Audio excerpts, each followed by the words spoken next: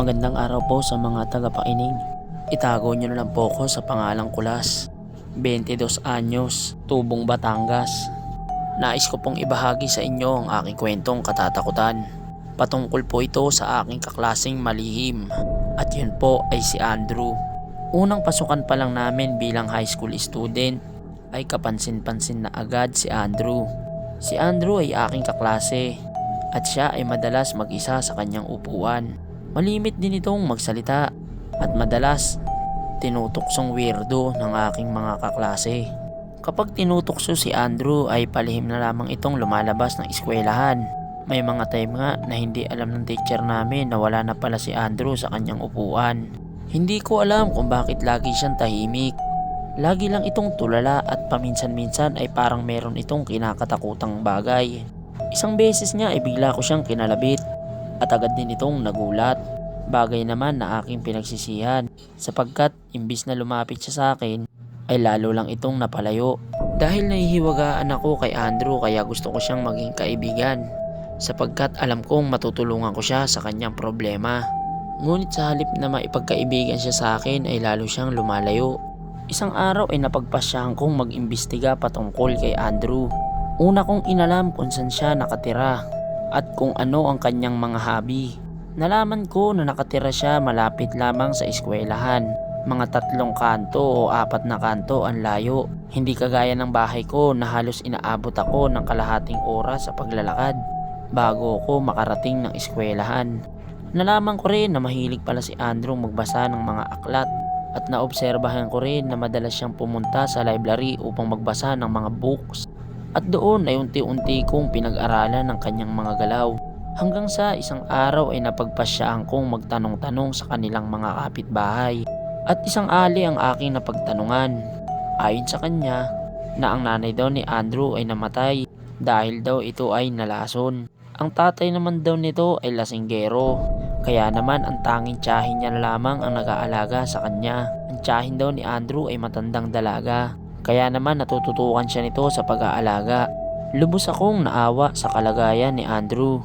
Kaya naman kinabukasan ay agad ko na siyang kinaibigan sapagkat alam ko na ang kanyang mga hobby at hilig.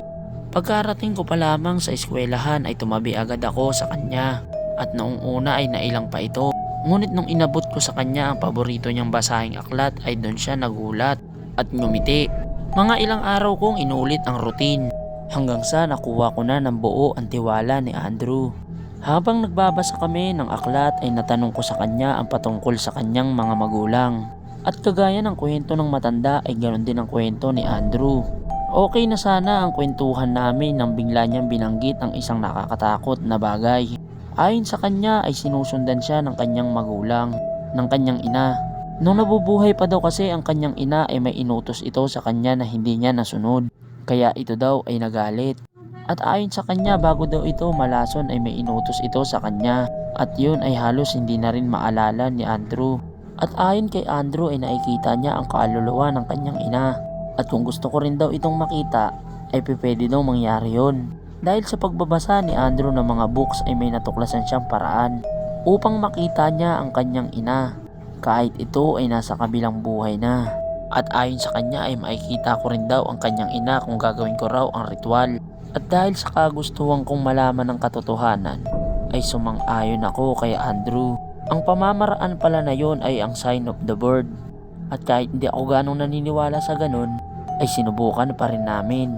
Sa loob ng library kung saan tahimik ang lugar ay napagpasyahan naming magkita. At doon ay ginawa namin ang sign of the bird.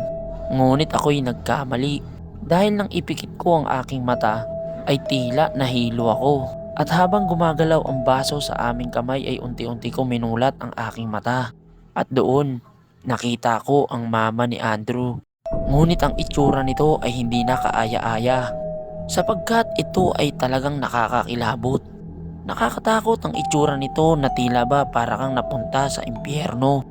Dahil hindi mo alam kung paano ito i-describe. Sa madaling salita, ang itsura nito ay payat na babae. At tila hindi ito ang mama ni Andrew na kanyang nilalarawan. Nang tignan ko si Andrew, ito ay nakangiti. Ngunit ako'y nawala ng malay. Nang magising ako ay agad akong bumangon Ayon kay Andrew ay nakatulog lamang ako ng 6 na minuto. Agad akong tumayo at tumakbo papalabas ng library at naiwan si Andrew mag-isa doon. Wala akong pinagsabihan ng kwento patungkol sa nangyari. Ngunit nung kinabukasan ay hindi na pumasok si Andrew. Ayon sa aming guro ay nagtransfer ito ng ibang paaralan sa kadahilanang pinalayas ito ng kanyang tiyahin. Ngunit alam ko sa aking sarili na hindi yon ang dahilan. Sa palagay ko ay natakot si Andrew na ikalat ko ang kwento sa paaralan at patuloy siyang pagtripan ng aking mga kaklase. Hanggang dito na lang po ang aking kwento at salamat po sa inyong pakikinig. Lagi po tayong mag-iingat at nais ko pong hingin ang inyong pangunawa. Maraming salamat po.